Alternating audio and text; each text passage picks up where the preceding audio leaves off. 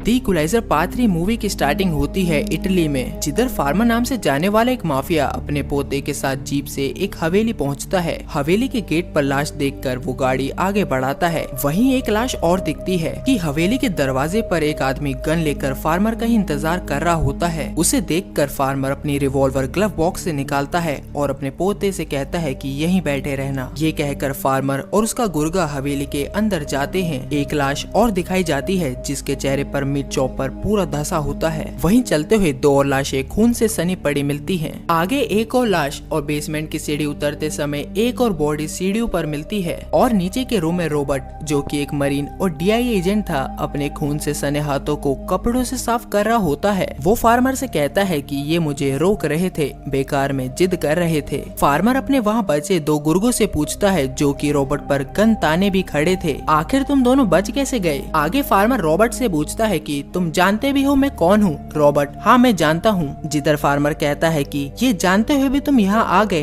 पर क्यों? उसके जवाब में रॉबर्ट कहता है कि तुमने कुछ ऐसा ले लिया है और मैं उसे वापस लेने आया हूँ। ये कहते हुए रॉबर्ट उसकी बेल्ट पर बंदी चाबी की तरफ देखता है और रॉबर्ट उसे कहता है कि तुम यहाँ आ तो गए हो, पर तुम्हारी लाश ही यहाँ से जाएगी। वो आगे कहता है कि अच्छा होता कि तुम मुंह खोलने से पहले सोच लेते, और 9 सेकंड के बाद तुम्हारी जिंदगी की कोई गारंटी नहीं है। जिधर रॉबर्ट अपने बगल में खड़े आदमी की गन से दोनों गुर्गों को उड़ा देता है और इस आदमी की आंख में उसी की गन घुसाकर गन की नाल को उसके सर के पीछे से निकाल देता है। फार्मर रॉबर्ट पर गोली चलाता है, पर रॉबर्ट इसी गुर्गे को अपनी ढाल बनाकर आंख में घुसाई बंदूक से 2-3 गोलियां फार्मर पर ठोक देता है। आगे फार्मर अपने को घसीटते हुए बाहर जाने का प्रयास करता है। रॉबर्ट अपनी शॉटगन उठाता है और उसके पीछे छर्रे दाग देता है। फार्मर दीवार का सहारा लेकर बैठता है, मगर रॉबर्ट उसके माथे को उड़ा देता है, मानो जैसे खून का नलका शुरू हो गया। रॉबर्ट चाबी लेता है और उसी कपड़े में अपने हाथ और चाबी साफ करता है। जिस चीज को रॉबर्ट लेने आया होता है उसे वो एक बैग में लेकर बाहर निकलता है। बाहर वो फार्मर के पोते को गन दिखाकर गाड़ी में ही बैठने के लिए कहता है और वहाँ से जाने लगता है। पर तभी एक गोली रॉबर्ट की कमर पर लगती है और रॉबर्ट हवेली की तरफ 3-4 फायर कर देता है, पर ये गोली उस बच्चे ने मारी थी। रॉबर्ट उसे भागने देता है और वहीं बैठ जाता है। यहाँ से निकलकर रॉबर्ट अपनी कार में सड़क के किनारे दरवाजा खोलकर बेहोश हो चुका होता है, जिसे कि एक पुलिस मार्शल अपने टाउन के एक डॉक्टर के पास ले जाता है।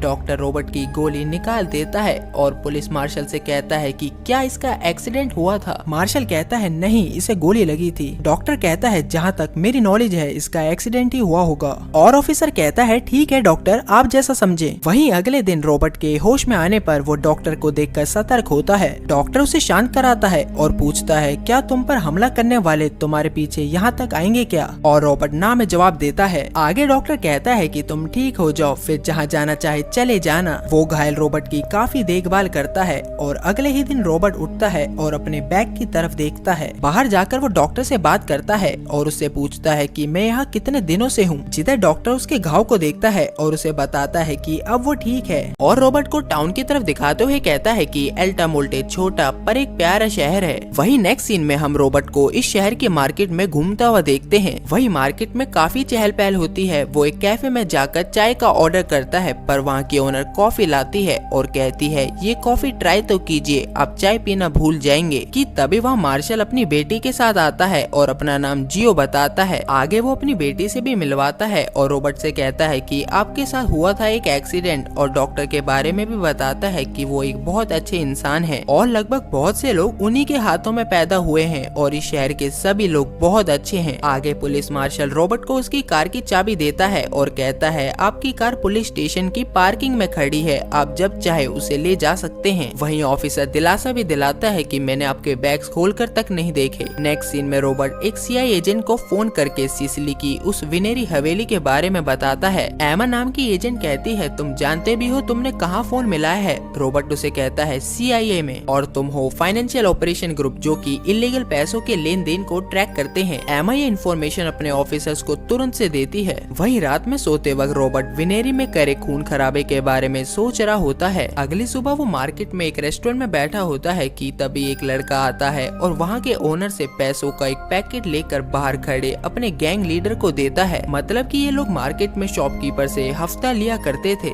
एक और दिन मार्केट में चलते हुए रॉबर्ट को वही गैंग दिखता है और रॉबर्ट देखता है कि इस गैंग का लीडर फिशरमैन से हफ्ता मांग रहा है। फिशरमैन उसे सिर्फ कुछ दिन की मोहलत मांगता है, पर वो लीडर फिशरमैन को पीट देता है और जाते वक्त उसे धमकी देता है। वहीं बाहर रॉबर्ट और गैंग लीडर एक दूसरे को घूर के देखते हैं। यहाँ से गैंग अपने बॉस से मिलने जाता है, जो कि इस गैंग लीडर का भाई होता है। इसका नाम विंसेंट है। ये यहाँ का एक माफिया होता है और इस समय विंसेंट एक बिल्डिंग को जबरदस्ती खाली करवा रहा होता है और इसके लिए वो एक बड़े बूढ़े आदमी को खिड़की से नीचे फेंक कर फांसी पर लटका देता है। वहीं रात के खाने पर डॉक्टर रॉबर्ट से पूछता है कि कल मैं मार्केट जा रहा हूँ, तुम्हें कुछ चाहिए क्या? वहीं रॉबर्ट कहता है कि नहीं, मैं खुद मार्केट जाऊंगा, तुम्हें कोई फिश पसंद है क्या? उसके अगले दिन रॉबर्ट फिशरमैन से जब फिश लेता है तो फिशरमैन रॉबर्ट से पैसे नहीं लेता और कहता है आप डॉक्टर के दोस्त हो, इसलिए पैसे नहीं लूंगा, हाँ अगली बार जरूर लूंगा। इधर सिसिली में पूरी ही CIA टीम एमा के साथ हवेली में छानबीन कर रही होती है, जहां उन्हें एक कमरे में 11 मिलियन US$ और सीरियस से आए काफी मात्रा में ड्रग्स मिलती है। एमा के पूछने पर उसका ऑफिसर बताता है कि पैसा तो ये किसी साइबर क्राइम की लूट है, पर ये ड्रग्स कनेक्शन किसी टेररिस्ट ग्रुप से लगता है। वहीं ऑफिसर एमा से कहता है कि जिसने भी तुम्हें यहाँ की इंफॉर्मेशन दी है तुम उसके टच में रहना। इधर डॉक्टर रॉबर्ट का घाव चेक कर रहा होता है। रॉबर्ट उनसे पूछता है आपने मेरी इतनी देखभाल करी, मुझे गोली भी लगी थी, फिर भी आपने पुलिस को नहीं बुलाया, आखिर क्यों?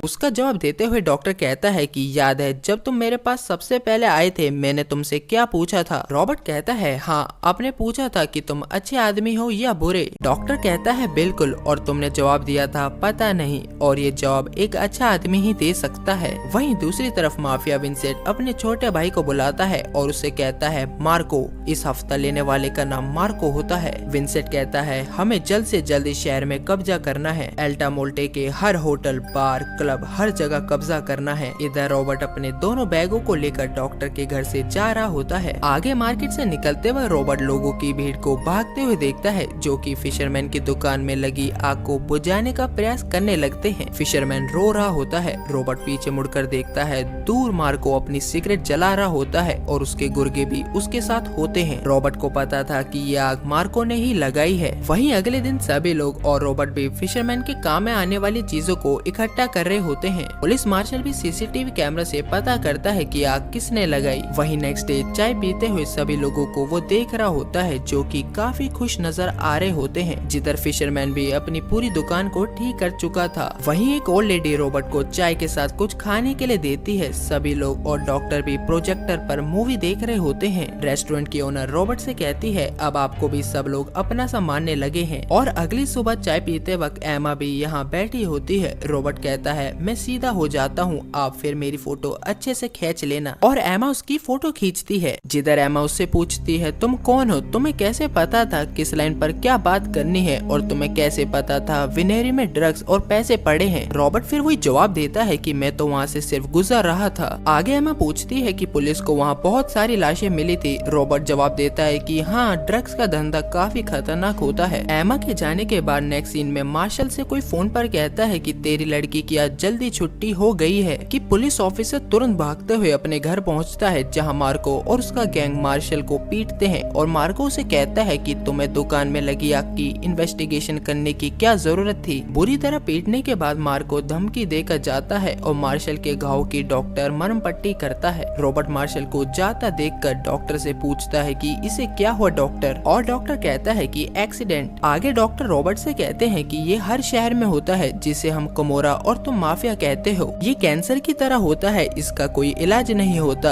आगे रॉबर्ट चर्च जाता है। वहाँ एमा रॉबर्ट का वेट कर रही होती है और एमा रॉबर्ट से कहती है कि अब हमें तुम पर कोई इंटरेस्ट नहीं है। विनेरी में जो ड्रग्स और पैसे मिले थे वो उस फार्मर ने लोगों के अकाउंट से साइबर क्राइम करके लूटे थे, और टेररिस्ट उसकी हवेली का इस्तेमाल कर रहे थे ताकि वो ड्रग्स को छुपा सके। जिधर रॉबर्ट कहता है कि क्या मुझ पे यकीन हुआ? एमा हाँ, अभी के लिए। एमा कहती है बस अब उन टेररिस्ट का पता लगाना है। उसी रात का रॉबिन रेस्टोरेंट में बैठा होता है, जहाँ शहर के काफी लोग और मार्शल भी अपनी पत्नी व बेटी के साथ खाना खा रहा होता है। तभी मार्शल अपने आदमियों के साथ वहाँ पहुँचता है और मार्शल से कहता है कि तू आज समोलिस के पास जाएगा और उससे मेरे लिए एक बोट मांगेगा। तभी मार्को की नजर रॉबर्ट पर पड़ती है और मार्को रॉबर्ट की टेबल पर जाकर बैठता है और कहता है तुझे दूसरे के फटे में टांग अड़ाने का बहुत शौक है। रॉबर्ट कहता है कि शौक तो नहीं है, पर तुम मुझे मजबूर कर रहे हो। जिधर मार्को कहता है ये तेरे लिए अच्छा नहीं होगा। रॉबर्ट कहता है मुझे धमकी देने वाले लोग पसंद नहीं है और अब तो ये जगह मुझे बहुत अच्छी लगने लगी है और यहाँ के लोग भी, और अब तो मैं यही रहूंगा। तो तुम जो भी कर रहे हो कहीं और जाके करो, इस शहर में नहीं। मार्को और उसके आदमी हंसने लगते हैं कि इतने में रॉबर्ट उसके हाथ की कोई नस दबाता है जिसके कारण मार्को दर्द से तड़पने लगता है। रॉबर्ट मार्को से उसके आदमी को यहाँ से जाने के लिए भी कहता है। मार्को मजबूरी में अपने आदमियों को बाहर भेजता है, जिधर रॉबर्ट उसकी गन भी ले लेता है और उसे भी बाहर भेज देता है। बाहर एक गली में मार्को अपने आदमियों के साथ रॉबर्ट को जान से मारने के लिए उसकी फील्डिंग बिछाकर इंतजार कर रहा होता है। इतने में एक वैन तेजी से आती है और एक आदमी को टक्कर मारते हुए दीवार से चिपका देती है। जिधर मार्को वैन में देखता है उसके आदमी मरे पड़े होते हैं। आगे गली में वाइन की बोतलें उछालते हुए रॉबर्ट आता है और मार्को के खास गुर्गे के सर पर फोड़ देता है। मौका देख मार्को एक चाकू निकालता है और रॉबर्ट पर चला देता है। रॉबर्ट उसके हाथ को तोड़कर हड्डी बाहर निकाल देता है। जिधर मार्को एक बार चाकू फिर चलाता है पर रॉबर्ट उसी के हाथ से 4-5 बार चाकू उसके दिल में घुसा देता है और एक झटके से चाकू लेकर उसकी ठोडी में घुसा देता है और वहाँ से बड़े ही आराम से चला जाता है।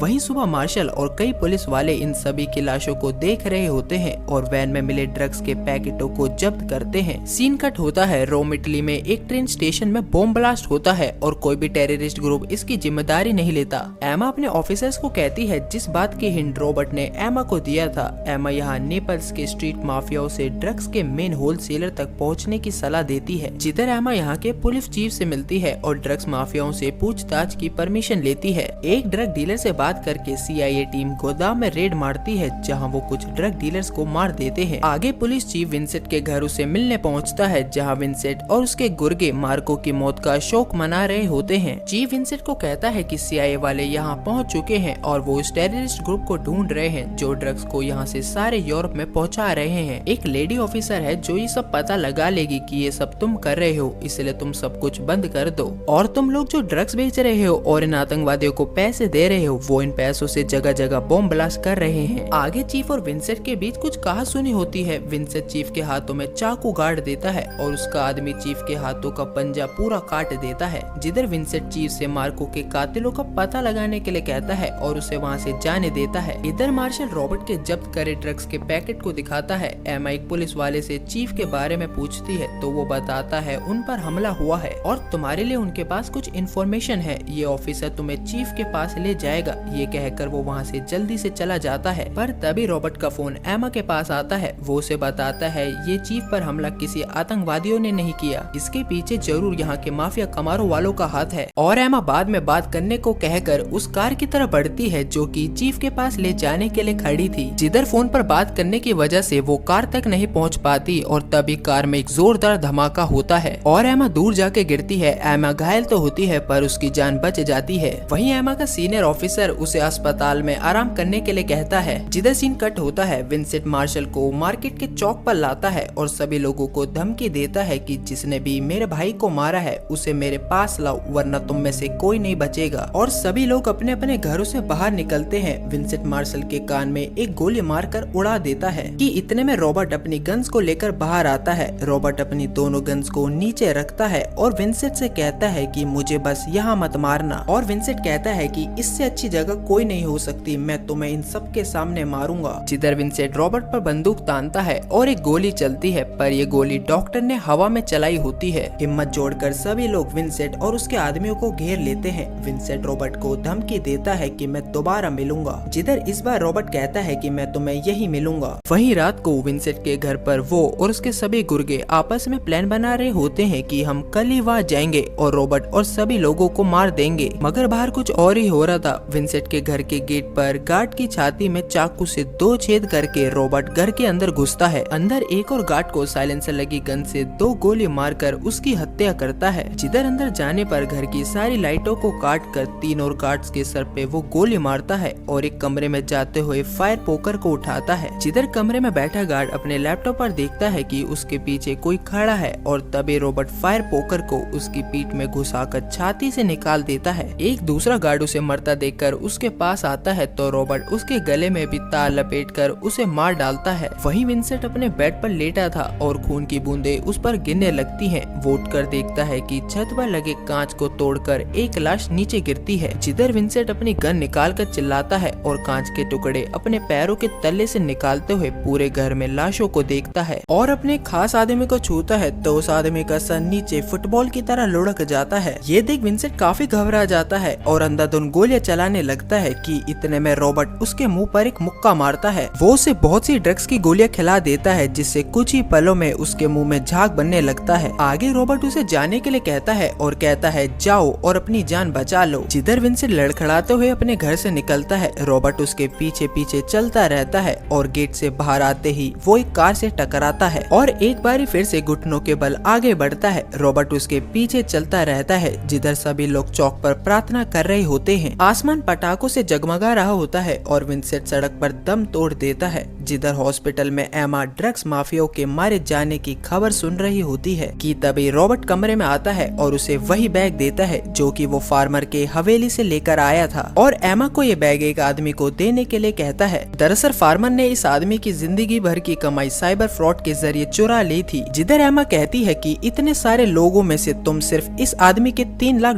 ही क्यों लाए। रॉबर्ट कहता है कि 3 नहीं $3,66,400 और उसका नाम डायर है। एमा पूछती है कि डायर तुम्हारा दोस्त था। वो कहता है कि दोस्त तो नहीं मगर हम एक बार मिले थे। जिधर इस बात से पता चलता है कि रॉबर्ट दोस्ती के लिए कहीं तक भी जा सकता है। कहानी में आगे एमा डायर के पैसे देती है और डायर का घर बिकने से बच जाता है। वहीं अंत में रॉबर्ट अपने लोगों के साथ खुशियां मनाता और नाच रहा होता है और इसी के साथ इक्वलाइजर 3 मूवी खत्म होती है। Thanks for watching.